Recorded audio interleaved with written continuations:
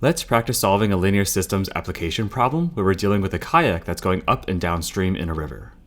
Here's the situation. During a kayaking trip, a kayaker is going to be traveling 12 miles upstream, which is going to be against the current, and then they're going to be traveling 12 miles downstream, which is going to be going with the current. We know that it's going to take this kayaker 3 miles to travel upstream, while it's going to take 2 hours to travel downstream. Hopefully that makes sense, just because going downstream with the current, it's going to go a little faster, even though it's the same distance. Then we are told that the speed of the current is going to be the same during the entire trip, so that's going to remain constant. And then we have to go ahead and find the average speed of the kayak in still water if there was no current, and then also figure out how fast or what the speed of that current actually was during this trip. So let's imagine that we have a kayak starting down here, and we know it's going to be traveling upstream for a total distance of 12 miles. In addition to being told that the distance of this upstream trip is going to be 12 hours, we're also given the duration of how long this is going to take. We're told that this is going to take 3 hours to travel upstream. Then on the return trip, the kayak is going to be traveling downstream, and this is also going to be the same distance of 12 miles back to where they started from. But when they're going downstream, since they're going with the current, it's going to take less time. It's going to take 2 hours. We're told that in the problem as well. Now that we hopefully understand the situation a little bit better, let's go ahead and see if we can set up a system of linear equations to solve this problem. First, we want to know this equation of distance is equal to rate times time. But if we go ahead and simplify this a bit, we can say that lowercase d is equal to lowercase r multiplied by lowercase t here. So altogether here, we can kind of combine this together and just say that d is equal to rt.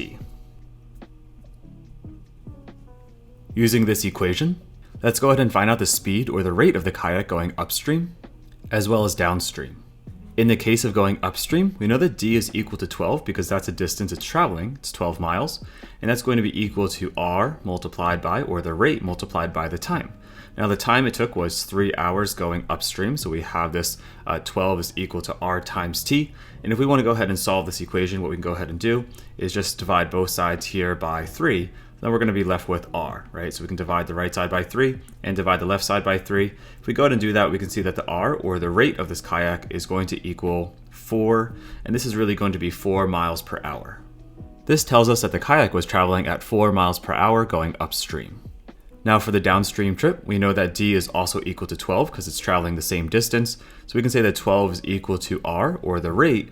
Let's multiply that by the time. Now this one was a faster trip going with the current, so we're going to multiply this by 2.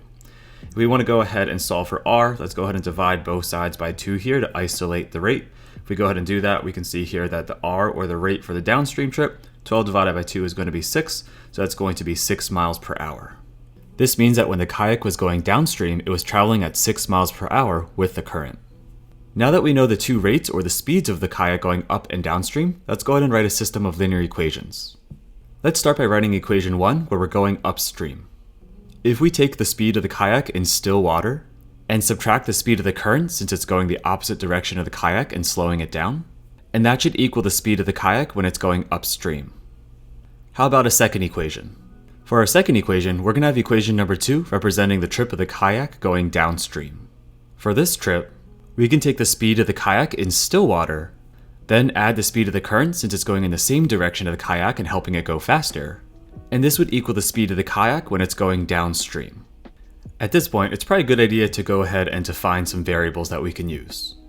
Let's let x represent the average speed of the kayak in still water, and let's let y represent the average speed of the current.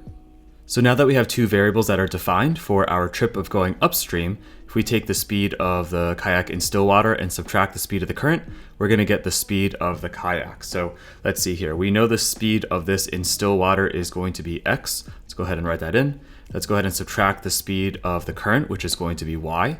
And what was the speed of the kayak when it was going upstream? Well, we found out earlier that was going to be 4.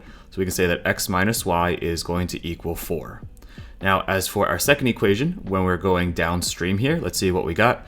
We need to take the speed of the kayak in still water, then add the speed of the current because it's helping it go faster, and that should equal the speed of the kayak on the downstream trip. Now, let's see here. We have the speed of the kayak in still water. We know it's x. We're going to go ahead and add on the speed of the current because it's going with it this time as opposed to against, and that's going to equal the speed of the kayak on the downstream trip, which we know is equal to 6 miles per hour. So we can say x plus y is equal to 6. So we have one equation here of x minus y is equal to 4. That's going upstream, and we have a second equation of x plus y, and that's equal to 6. Let's go ahead and now write these next to each other so we can solve this as a system of linear equations. So x minus y is equal to 4, and x plus y is equal to 6. This would be our system of linear equations.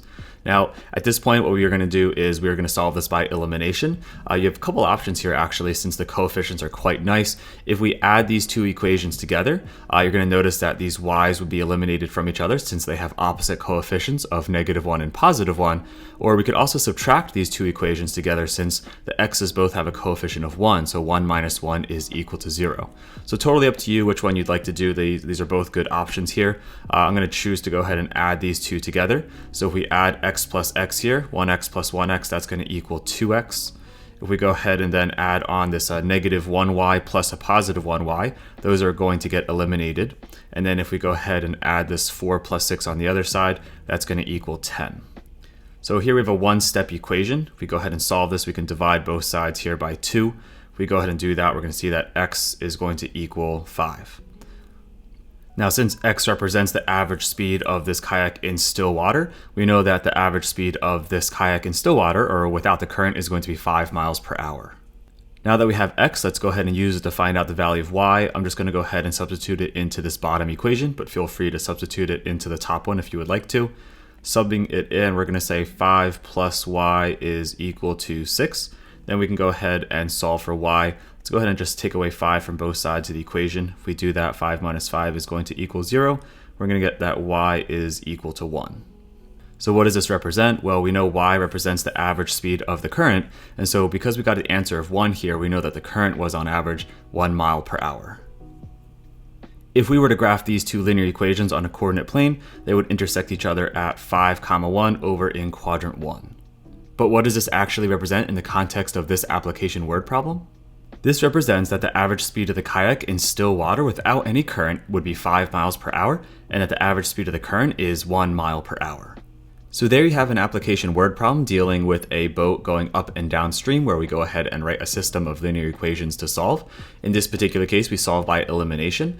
Don't forget, if you'd like a free download of this PDF of the blank worksheet, you can find a link to that in the description box below, as well as a link to the free PDF that is annotated or the answer key as well. If you found this video helpful, please consider giving it a thumbs up, and as always, keep up the great work, and I'll see you in the next one.